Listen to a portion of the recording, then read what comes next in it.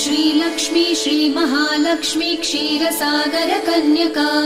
उत्तिष्ठ हरिसम्प्रीते भक्तानां भाग्यदायिनी श्रीलक्ष्मी श्रीमहालक्ष्मी क्षीरसागर कन्यका उत्तिष्ठ हरिसम्प्रीते भक्तानां भाग्यदायिनी उत्तिष्ठोत्तिष्ठ श्रीलक्ष्मी विष्णुवक्षस्थलालये